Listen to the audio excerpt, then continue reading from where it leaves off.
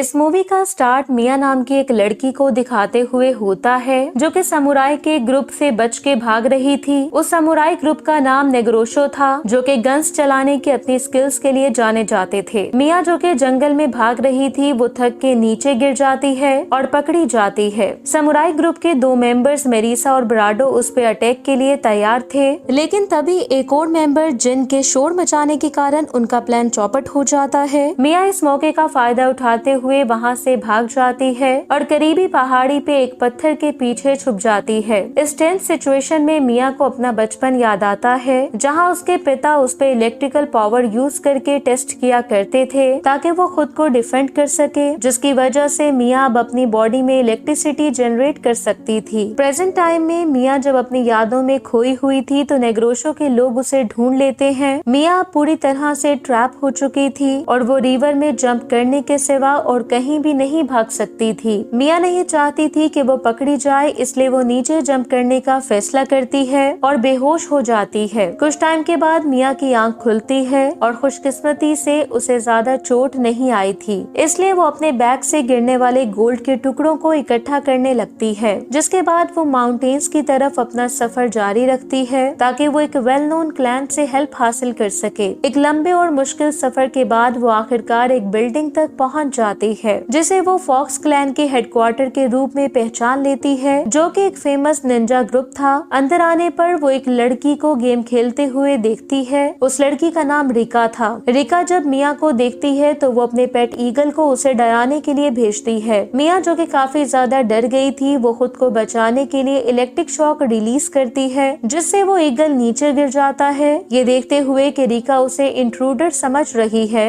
मिया उसे एक्सप्लेन करती है कि वो यहाँ फॉक्स क्लैन से हेल्प मांगने आई है। मिया उसे अपनी ताकत भी दिखा चुकी थी, इसलिए रिका उसे अपने ग्रैंडफादर से मिलवाने ले आती है जो कि फॉक्स क्लैन का लीडर था और उसका नाम इसुरुगी हायो था। मिया उसे कुछ गोल्ड कॉइन्स देती है और नेग्रोशो क्लैन से बदला लेने के लिए उससे मदद मांगती है। हायो उससे पूछता है कि वो नेग्रोशो क्लैन को क्यों डिस्ट्रॉय करना चाहती है। मिया उसे बताती है कि उसके पिता के मरने के बाद से ही वो उसके पीछे थे। 3 महीने पहले मिया और उसके फादर जब अपने घर पर थे तो नेग्रोशो क्लैन मिया को किडनैप करने वहां आता है। उसके फादर उसे प्रोटेक्ट करने की कोशिश करते हैं लेकिन मेरिसा उन्हें मार डालती है, जिसकी वजह से मिया उन अटैकर्स से फाइट करने के लिए अपनी इलेक्ट्रिक पावर को यूज करती है और वहां से भाग जाती है। इसी दौरान जब वो एक जगह छुपी हुई थी तो वो 2 लोगों को बात करते हुए सुनती है जो कि कह रहे थे कि किस तरह लोग खतरनाक काम करवाने के लिए फॉक्स क्लैन्स को हायर करते हैं और इसी वजह से उसने नेग्रोशो क्लैन से अपने पिता की डेथ का बदला लेने के लिए फॉक्स क्लैन का ठिकाना ढूंढना शुरू कर दिया था। मिया की स्टोरी सुन के हायो उसकी हेल्प करने के लिए तैयार हो जाता है और उसकी सेफ्टी के लिए वो उसे फॉक्स क्लैन के डोजो में रहने का कहता है तब तक जब तक कि वो बदला नहीं ले लेते। दूसरी तरफ मेरिसा और उसके साथी अभी भी मिया को उसे जगह ढूंढ रहे थे जहाँ से वो भागी थी। जल्द ही नेग्रोशो क्लैन के लीडर्स टोडाशी और हाकू भी वहाँ पहुँच जाते हैं जो कि ईडो गवर्नमेंट के लिए काम करते थे। यहाँ हमें ये भी पता चलता है कि गवर्नमेंट ने ही मिया को किडनैप करने के लिए नेग्रोशो क्लैन को हायर किया था क्योंकि वो उसकी इलेक्ट्रिक पावर को टेस्ट करके उससे वो पावर छीनना चाहते थे। टोडाशी यहाँ हाकू और उसके ग्रुप से मिया को फॉक्स क्लैन की बेस पे ढूंढने का ऑर्डर देता है क्योंकि सिर्फ फॉक्स क्लैन ही था जो कि उसे प्रोटेक्ट कर सकता था। नेग्रोशो क्लैन रात को फॉक्स क्लैन के हेडक्वार्टर पहुंच जाता है और वो लोग गेट पे मौजूद गार्ड्स पे अटैक कर देते हैं। नेग्रोशो क्लैन जब अंदर आता है तो उन दोनों क्लैन्स के बीच एक जबरदस्त फाइट स्टार्ट हो जाती है। यहाँ हाकू और उसके साथी फॉक्स क्लैन्स के बहुत से मेंबर्स को हराने में कामयाब हो जाते हैं, लेकिन फिर उनके सामने रिका आती है जो कि क्लैन की सबसे ज्यादा मजबूत मेंबर थी। वो यहाँ बड़ी आसानी से मेरिसा को हरा देती है। अपनी टीम को हारते हुए देख के हाकू अब रिका से फाइट करने लगती है, लेकिन रिका भी फाइट बैक करती है, इसलिए हाकू अपने साथियों को भी रिका के खिलाफ फाइट में शामिल कर लेती है। मिया जब रिका को मुश्किल में देखती है तो वो अपनी इलेक्ट्रिक पावर यूज करती है जिससे नेग्रोशो क्लैन के मेंबर्स दूर जाके गिरते हैं। इसी दौरान फॉक्स क्लैन के बाकी लोग भी वहां पहुंच चुके थे। अपने लोगों की कम तादाद देख के हाकू अपने साथियों को रिट्रीट का ऑर्डर देती है। नेग्रोशो क्लैन के वहां से जाने के बाद हायो रिका को डांटने लगता है क्योंकि वो मौका मिलने पर भी दुश्मन क्लैन को खत्म नहीं कर सकी थी, इसलिए हायो को इस बात पे भी डाउट होने लगता है कि वो फॉक्स क्लैन की अगली लीडर बनने के लायक भी है या नहीं। रिका को ये सुनकर काफी बुरा लगता है, लेकिन वो ये बात एक्सप्लेन नहीं करती कि उसने नेग्रोशो क्लैन को खत्म क्यों नहीं किया था। दूसरी तरफ टोडाशी अपने क्लैन के हारने की न्यूज लॉर्ड आरिन को देता है, जो कि मिया की शक्ति से जापान पे रूल करने के लिए उसे पकड़ना चाहता था। अगली सुबह मिया को पता चलता है कि रिका डोजो में नहीं थी, इसलिए वो एक मेड के साथ हायो के पास आती है ताकि वो उससे रिका के बारे में पूछ सके। हायो उसे बताता है कि रिका को सजा दी जा रही थी क्योंकि वो कल रात अटैक करने वाले नेग्रोशो क्लैन को नहीं हरा पाई थी। मिया को ये सुनकर काफी बुरा लगता है, इसलिए वो जल्दी से रिका के पास पहुंच जाती है।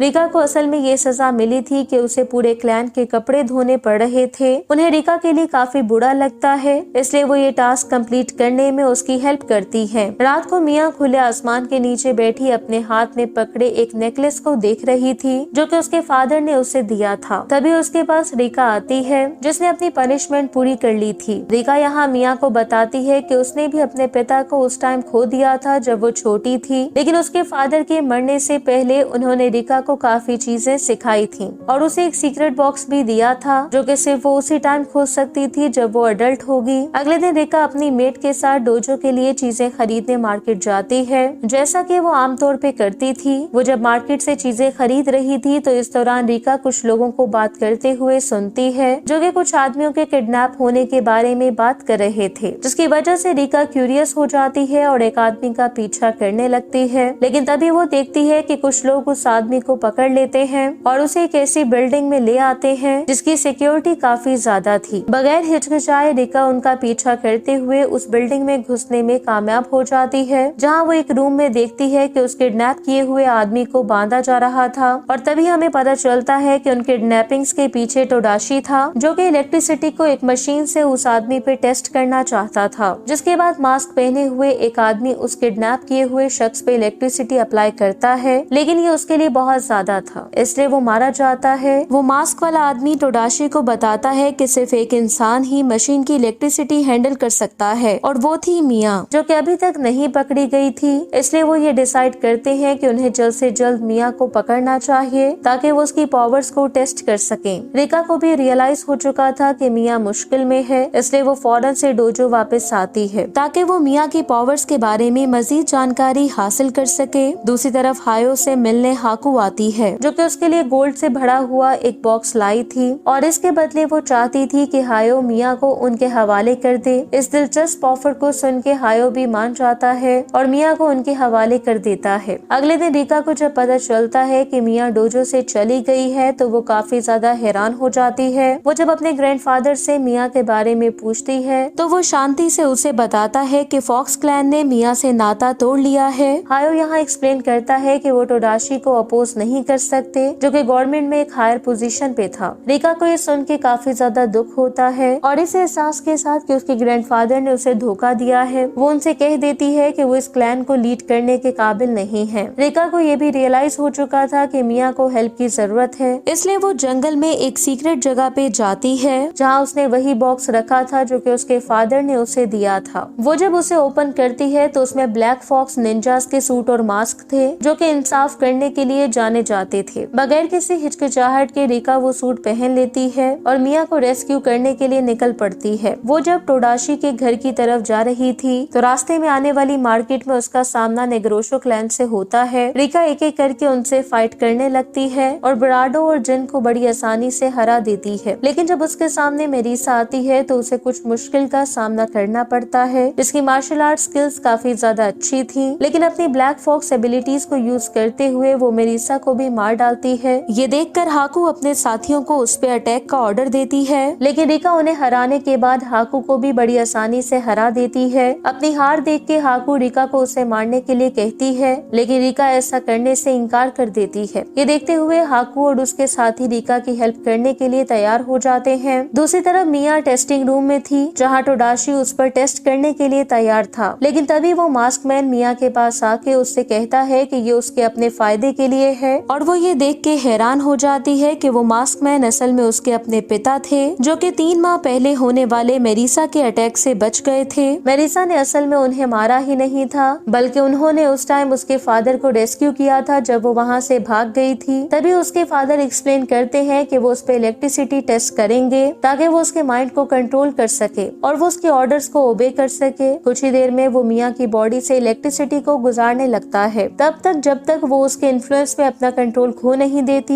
जिसके बाद उसके पिता उसे एक रॉब देते हैं और उसे टोडाशी के कुछ लोगों को मारने का कहते हैं। उसी टाइम टोडाशी को ये न्यूज मिलती है कि नेगरोशो क्लैन बगावत कर चुका है और यहाँ अटैक करने की प्लानिंग कर रहा है। ये सुनकर टोडाशी अपनी टीम के साथ फौरन से हाकू को रोकने के लिए भागता है। जल्द ही उन दोनों ग्रुप्स में फाइट स्टार्ट हो जाती है। इसी हलचल में हाकू रिका को मिया को बचाने का कहती है, जो कि इस टाइम अपने फादर के कंट्रोल में थी। रिका जब उस रूम में आती है तो वो मिया को देख के शॉक हो जाती है, क्योंकि उसके फादर ने उसकी पावर्स को उसकी मर्जी के खिलाफ यूज करके उसे पूरी तरह से कंट्रोल कर रखा था। रिका उसे उसके पिता के कंट्रोल से निकालने की कोशिश करती है। इसके बावजूद कि मिया काफी ज्यादा सैड थी, लेकिन फिर भी वो अपने पिता के कहने पर अपनी पावर्स को यूज करना जारी रखती है, जिससे रिका नीचे गिर जाती है। पर फिर भी वो अपने बारे में मिया को याद दिलाने की कोशिश कर रही थी। ये देखने के बाद कि रिका को काफी चोट पहुंची थी, मिया आखिरकार अपने फादर के कंट्रोल से बाहर आने में कामयाब हो जाती है। वो अपनी रोब उतार के वो नेकलेस वापस कर देती है जो कि उसके फादर ने उसे दिया था, और उनसे कहती है कि वो ये नहीं चाहती कि कोई उसे टूल के तौर पे यूज करे। रिका और मिया वहाँ से जाने ही लगती हैं कि तभी वहाँ पे टोडाशी आके मिया के पिता को मार डालता है, जिसका मतलब ये था कि वो उसके पिता को भी सिर्फ अपने मकसद के लिए यूज कर रहे थे। जिसके बाद वो रिका को फाइट का चैलेंज करता है। रिका भी फौरन से मान जाती है और उससे फाइट करना शुरू कर देती है। दूसरी तरफ हाकू और उसके साथी टोडाशी के लोगों से फाइट कर रहे थे, लेकिन अब क्योंकि टोडाशी के लोग काफी ज्यादा थे, इसलिए हाकू और उसके साथी एक एक करके मारे जाते हैं। दूसरी तरफ रिका टोडाशी से फाइट करने के लिए अपनी उन ब्लैक फॉक्स एबिलिटीज को यूज करती है, जो कि उसके फादर ने उसे सिखाई थी।